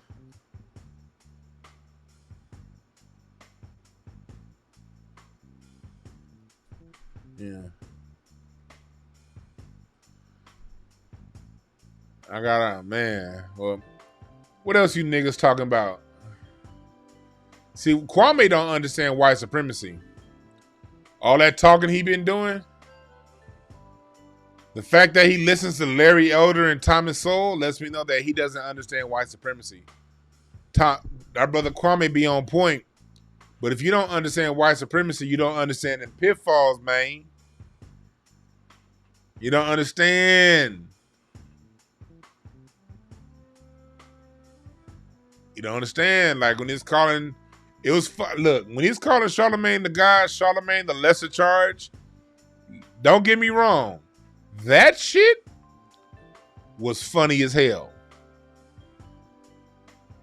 But when he was ranting saying you plead, and I was like, okay, Kwame, you might not want to go down there, bro, because this system can say anything about your black ass. I'm one of the people, I don't ever get in on people when it comes to charges and shit like that. I don't make judgments, man, because this system can say anything you did.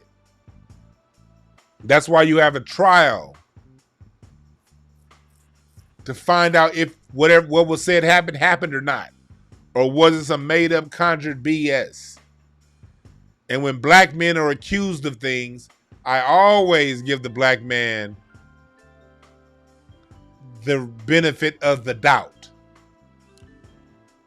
And don't be one of the people that says, well, you can't excuse them now. Shut up. Benefit of the doubt don't mean excuse. It means benefit of the doubt. Meaning if there's a doubt on what's right and what's wrong, I'm going to give the benefit to the black man. Now, if we go and do some further investigation and we find out he's guilty, then I will handle that accordingly. He's guilty at that point. And I'll treat him as such. And I won't defend him. But if it's just somebody saying something, too many brothers' lives have been lost. Too many families have been destroyed over accusations. Not white families, black families. Not Asian families, black families. Not people of color families, black families. Too many have been destroyed. You don't know what they found. Going over to Brother Polite. You don't know what they found.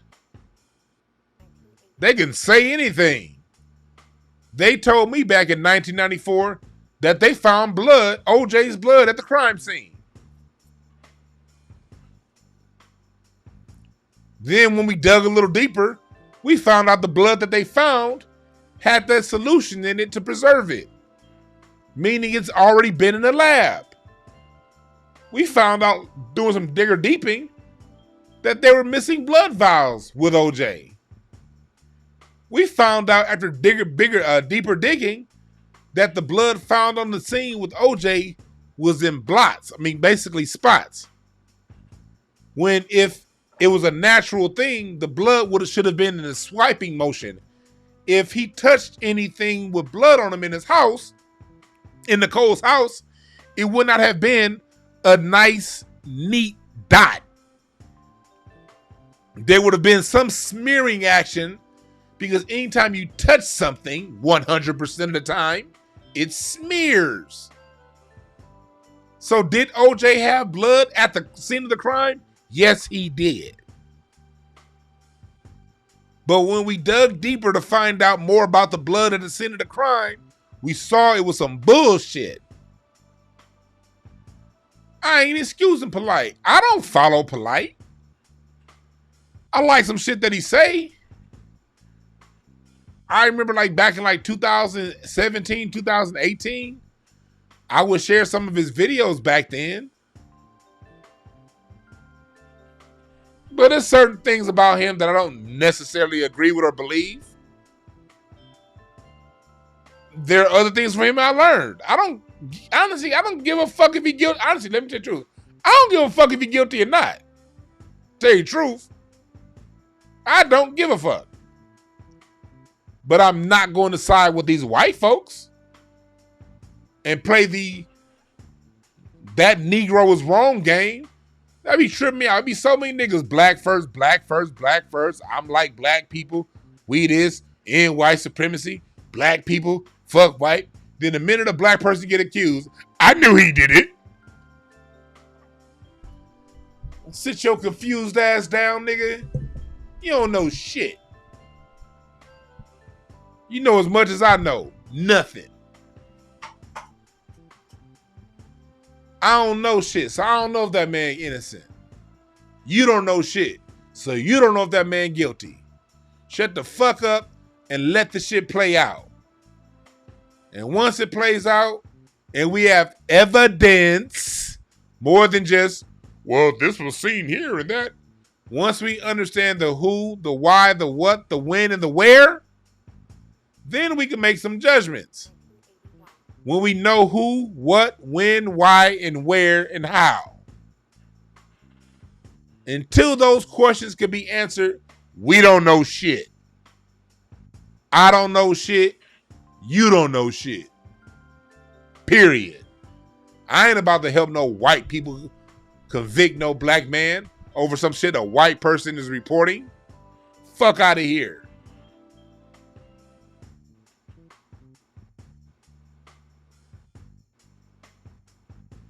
We just finished talking about Kwame Brown and men with baby mama drama, false accusations, somebody get mad, niggas act like, people act like they put it behind people, somebody get mad, they accuse you of something to get back at you. I don't put that behind people. People are fucking crazy.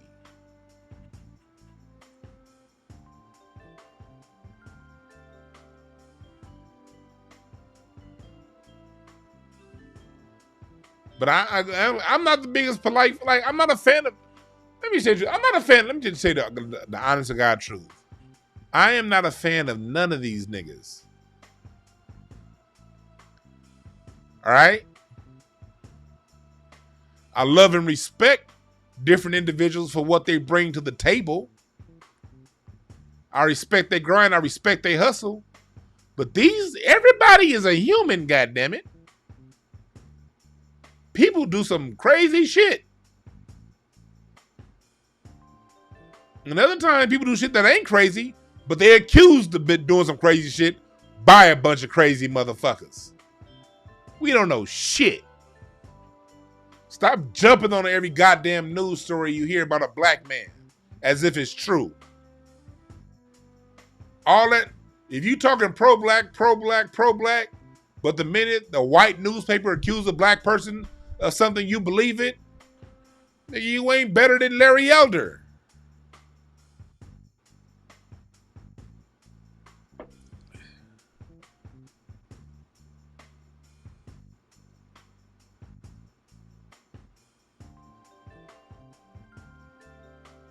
I appreciate that, Glenn.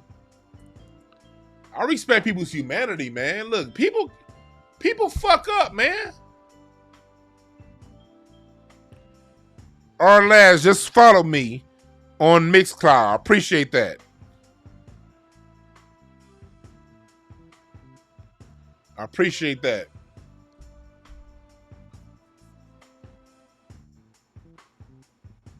You're right, though, Lori. It's too much to keep up. It's like, look at Young Pharaoh. I never got into Young Pharaoh. Me personally, I don't really get into people who don't use their own goddamn name. Some people I do, but overall, it's kind of hard for me to get into people who don't use their own fucking name. Young Pharaoh. That nigga look like he played the Congos in a Calypso band. I've never paid attention to Young Pharaoh too much. Then I remember seeing a little bit of on Zoe's show when the RZA Islam and Young Pharaoh got into it. I fucks with RZA Islam. I like RZA Islam. He always got information. One thing I like about RZA Islam, RZA don't really make it about RZA. RZA makes it about the information, not RZA. That's one thing I respect about RZA Islam. It's about the information RZA's talking, not RZA the man. Shouts out to RZA Islam. But yeah, Young Pharaoh, I never really got into him. And now he's talking about, you got to watch out for niggas like, that's another reason why you got to watch out for some of these quote unquote B1 niggas. A lot of these niggas is just mad. They don't necessarily want to end the white supremacy, system of white supremacy. They just mad their life is fucked up and they figure I'm going to be mad at the first white person I see. And I figured that about Young Pharaoh. Then when he turned around and said, man, I just became cool with a white person and I didn't know white people. Fuck out of here. That means you never knew what the fuck was going on from the beginning, nigga. See, I'm not one of the people. I know it's good white people out there. Look,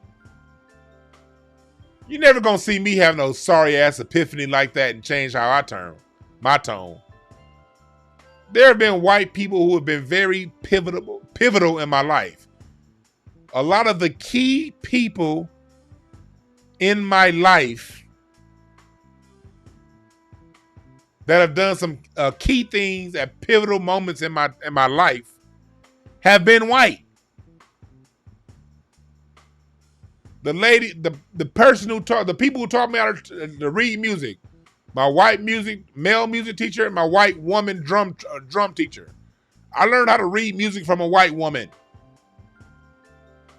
The greatest professor I ever had in college, Miss Nancy Grass Hermit, Santa Monica College, got me to change my major. Now, she didn't convince me to, but after taking her class, I changed my major and stayed a whole extra year in junior college, even though I had the credits to transfer to Cal State Northridge. I stayed an extra year because I changed my major. So to get the prerequisites, because of Miss Nancy Grass Hermit, I changed, and she was a white female lesbian. And she was a lesbo back in 2000. That had an open girlfriend. And that woman was so pivotal in my education, and convinced me to change my major to communication studies. I know it's good white people out there, but I don't ever sit around talking about that shit. Because just because there are a few good white people out there, that don't mean the system, that ain't gonna do shit to change this system. So I'm not gonna be sitting around talking about all the good white folks that I know. I know they out there. I gotta think about the black people who don't have a voice as big as mine and speak up. I gotta think about my group in spite of the few good white folks that I know. So when I see a nigga in his goddamn 20s and 30s talking about, see, I didn't know white folks would actually be nice to you. Oh my God, I did not know Miss Millie gave me discount on my rent. This whole time I was mad at the white. Fuck out of here, nigga.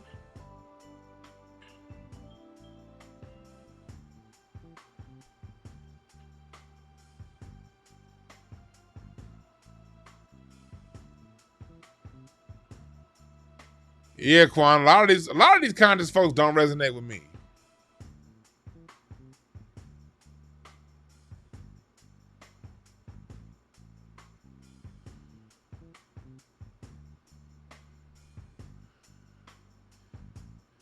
There's other people in the conscious community I have a side eye and raised at, but I'm not saying nothing.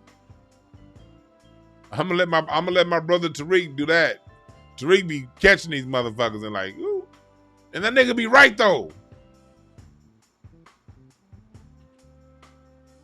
I'm gonna let not me, man. I kind of see it and I just be like, ooh, ooh, ooh, ooh.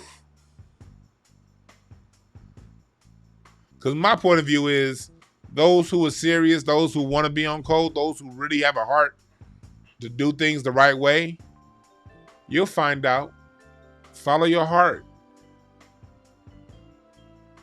I appeal to the follow your heart crowd. I'm a genuine ass nigga, so I appeal to genuine people. But genuine people can figure shit out for themselves.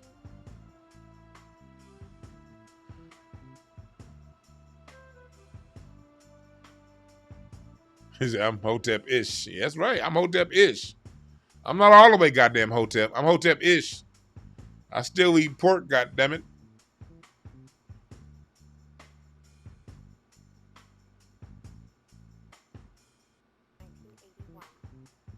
I never liked Charlemagne because he named himself Charlemagne. When I first heard the name, I was like, why would a black person call themselves Charlemagne? That degenerate in Europe that went around killing all them people. My name, I'll never call myself Alexander the Great Brown. Julius Caesar Brown. George Washington DeWan. No. George Washington the God. Adolf Hitler the God. Fuck out of here. Charlemagne? Charlemagne the Conqueror was a degenerate, non-bathing Anglo motherfucker.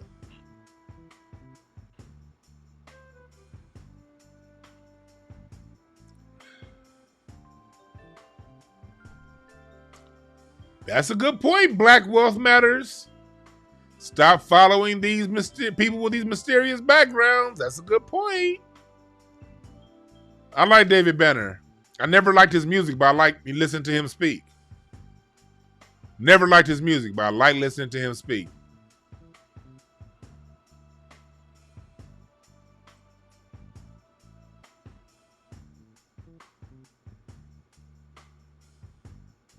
I appreciate that, Bam Stewart.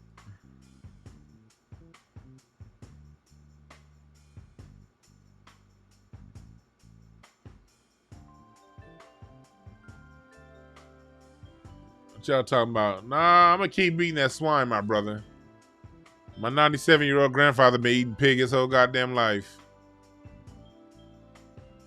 Everybody that told my 97-year-old grandfather to stop eating a pig is dead now. He's still living.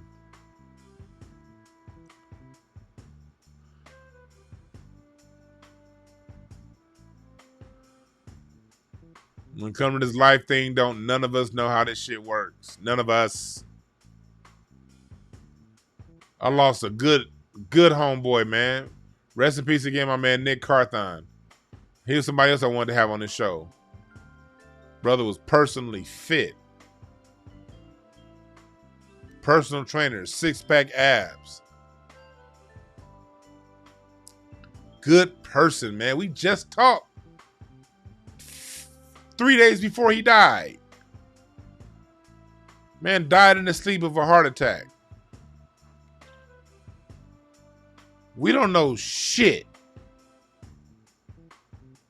We don't know shit. I know I don't know shit. 99.9% of things there is to know on earth, I don't know.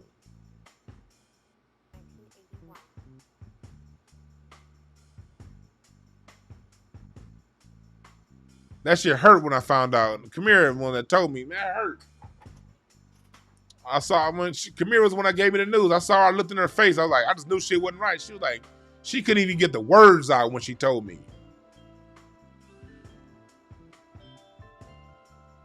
Good in shape brother.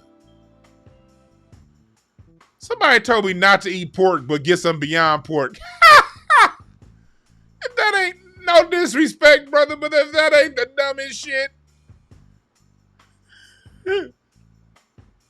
Human body's been breaking down pork for tens of thousands of years. And you want me to get some Beyond? They call it Beyond because it's beyond my comprehension as to what the fuck it is. All that Beyond shit, that's going to be like how it was with them sweeteners. Remember when all them sweeteners came out like Equal and Sweet and Low? Oh, this is an alternative to sugar. Then they found out motherfuckers was getting heart attacks and tearing ligaments from eating that shit. I'm good. Before I go Beyond, I will eat a pig that was once living. If I eat a pig, I want to make sure that motherfucker used to have a heartbeat. I want to make sure when they gutted him, they hung that motherfucker by the legs, split it down the middle, pulled the guts out, chopped up them baby backs, vacuum sealed them hoes, and sent them to Los Angeles, California, so I can then throw them on my grill and throw down. That's the only way I'm eating my goddamn pork.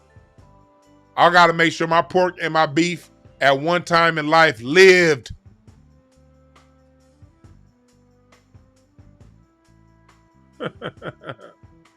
Now, my meat had... Every August I do a cleanse. Like last August, I did 3 weeks raw vegan. I'm about to do a 7-day juice only cleanse. I'm just waiting on the place I'm getting it from. They sold out a product. I'm just waiting on them to restock. I'm about to do a 7-day juice only cleanse. I've done that vegan. I ain't doing that shit for a lifetime. Kiss my ass. Shit. Nope. Nope. Not doing it. Not doing it. Not doing it. Not doing it. I even said I just ate some ribs and brats. Matter of fact, shit, I might turn my grill on tomorrow. My wife's dad got us these sausages from somewhere down in Louisiana that he had shipped out here. Shit, I think I'm gonna turn on my grill. I'm gonna light my grill up tomorrow. Get some applewood chunks and coal and slow smoke these sausages. Hell yeah.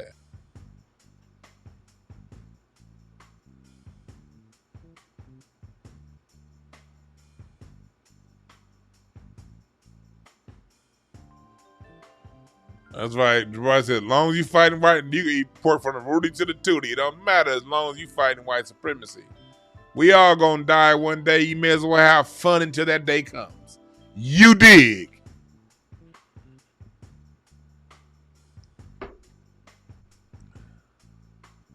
Yeah, I ain't eating no plant-based burger, goddammit. If I eat a burger, I want that bitch to go, ah! when I bite into it. I used to live, ah! I want to bite into some shit that used to walk around. If I buy into a burger, I want that burger to have come out of a cow's pussy. That's what I want, goddammit. That burger was born from another cow, came out another cow's pussy, who came out another cow's pussy, who came out another cow's pussy, who came out another cow's pussy. That's the only burger I'm eating, goddammit.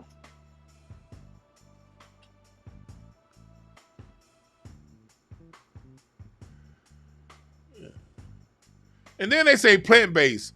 What plant? Is it a natural plant? Or is it a Monsanto plant? Is the plant native to the planet Earth? Or was that plant created in a lab in somebody's Bunsen burner? Just all plants ain't good plants. Is it poison oak? Poison oak's a plant.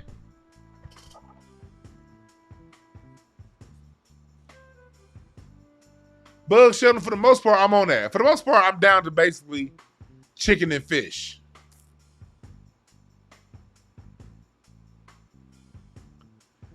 Most of my meat consumption is chicken and fish and turkey. But I will eat pork and I will eat beef.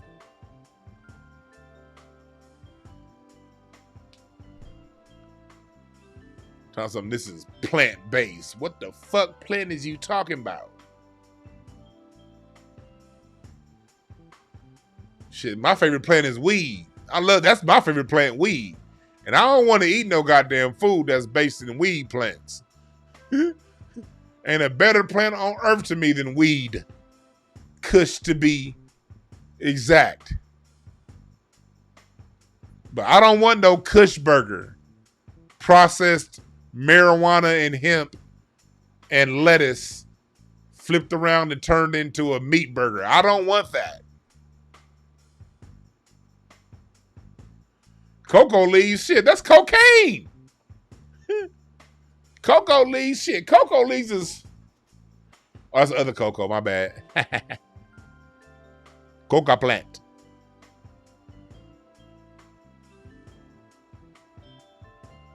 Well, if you don't dine on a swine, just know this.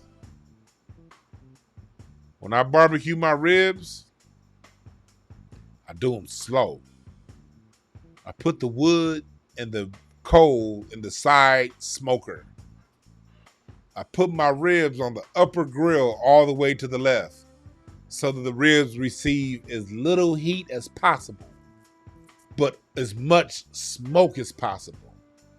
And I slow smoke them with almost no heat, like 200 degrees for about 2.5, 3 hours. At between 170 and 200 degrees. And then I light my grill up to get hotter, to get about 350, 300 degrees. And then when I light the grill to get it hotter, 300 degrees, then I take the ribs from the upper tier to the lower tier so they can then get cooked through. But they only get cooked through after getting 3 hours of smoke. Shit, you eat my ribs, you gonna catch an asthma attack. And be like, fuck this veganism shit. These baby backs are the truth. That's what you gonna do, goddammit.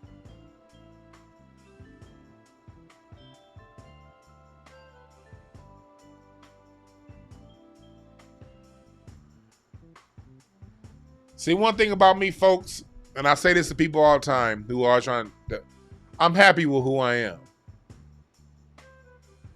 I know a lot of you people ain't used to seeing somebody who's fat as me and actually still love themselves. You associate fat people with people who got to get skinny one day, who want to be accepted. I'm not one of these fat, I'm not Lizzo. Lizzo's a fat bitch that wants to be accepted. I'm DwannBrown. Either you're going to accept me as I am, or you ain't. And that's how I live my life. I'm a different breed of nigga.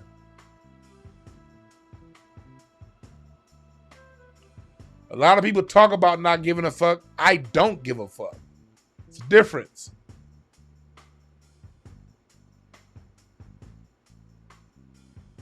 I'm a very confident person. And I exude confidence when you meet me. I exude realness. I exude contentment. And 7 out of 10, quote unquote, skinny in shape or 6-pack having motherfuckers wish they had my level of self-acceptance and self-love.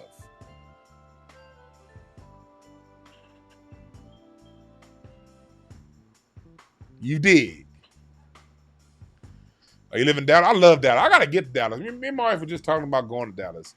I got to get to Dallas. I haven't been to Dallas since 2004, 3. I got so much family out there in Dallas that I love. Salute to my cousin Robin, Anita, all them, man. I gotta get to Dallas. Dallas got some real good people down there, man.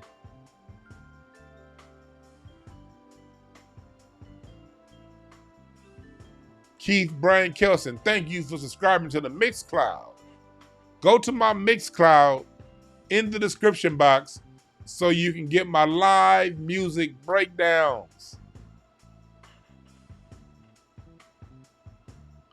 What's my take on the Tut language? I'm learning it.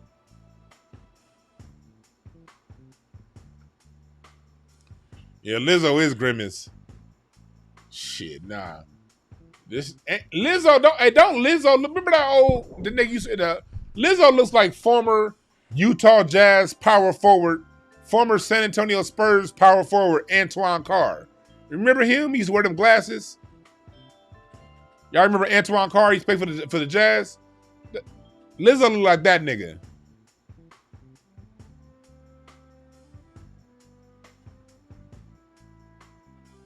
Lizzo looks like she could have been Gerald and Sean Levert's little brother. I don't like fat people like Lizzo running around. She fucking it up for the rest of us, man. Over here crying on Instagram that other people won't accept her. Bitch, accept yourself. Ain't nobody gonna accept nobody who don't accept themselves. That's just life. Same thing with these LGBTQ motherfuckers. Can't nobody accept nobody who ain't first accepted themselves.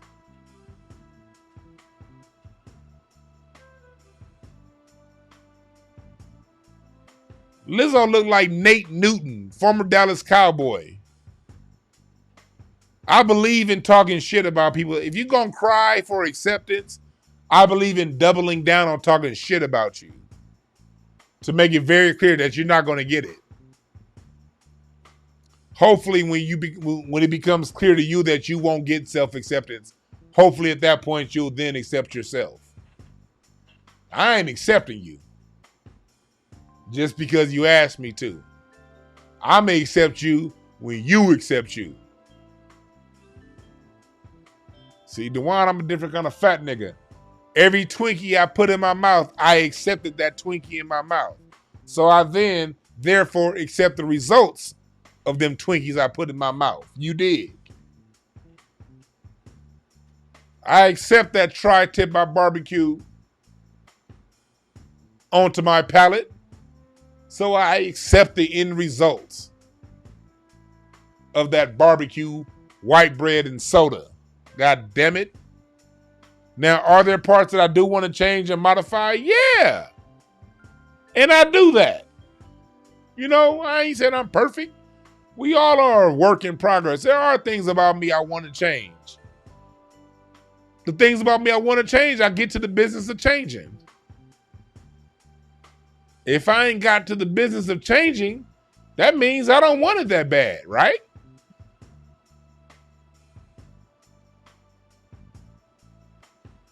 I want to see Lizzo put on some football pads and do that barrel roll drill. Remember when anybody play football? Remember the barrel roll where you have to, you know, chop your feet, then fall on the ground and roll like a barrel, then pop back up? I want to see Lizzo do that with some cleats on.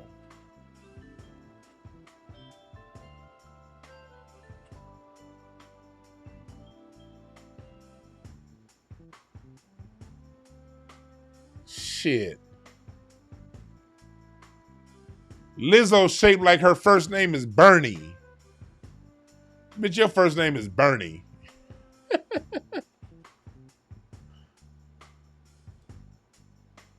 Lizzo looks like an out-of-work janitor, but then want to put on some goddamn thong.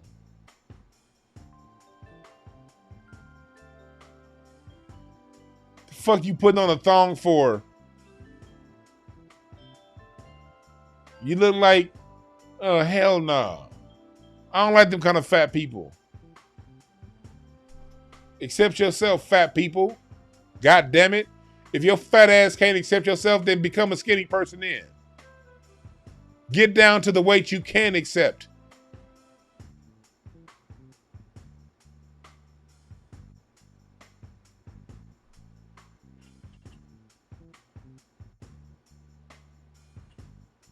God damn.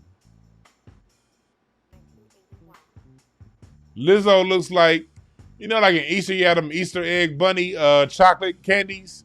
Like, but it's like the whole Easter egg bunny is a thing of chocolate, and it's like 3 or 4 inches tall. Yeah, Lizzo looks like a 2/3 melted version of one of them motherfuckers.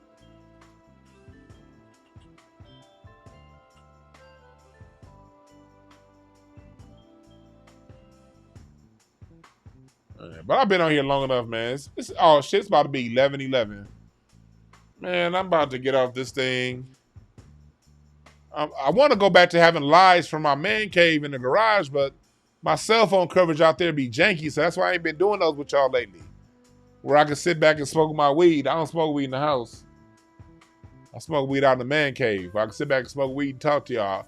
I want to go back to having them Q&As, but my coverage out there lately's been shitty.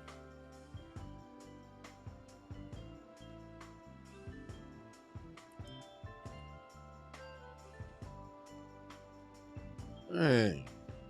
But yeah, I'm about to get up out of here. Trying to decide whether or not I'm going to order that Pacquiao Ugas fight tomorrow. If I do, I'm have a small little gathering. But if I do, I'm going to see. I appreciate you, Gabriel White, for the Cash App. Appreciate that. Yeah, until next time, fam, it's 11:11. Left path, right path.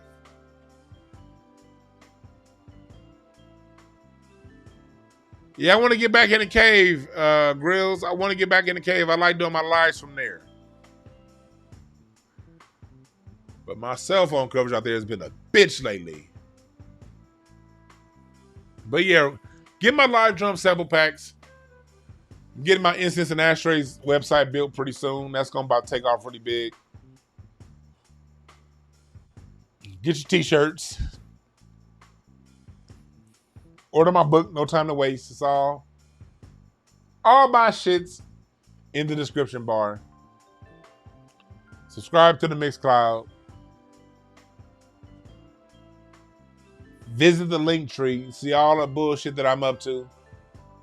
I be seeing when people ask me what I'm doing, what do I do? I be having a hard time answering that question because I do so goddamn much. So I just now just say, go to my link tree.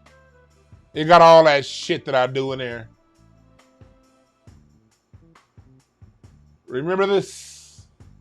There are no perfect messengers. Only perfect messages for those who are willing to pick up game. My name is Dwan B. I'm out.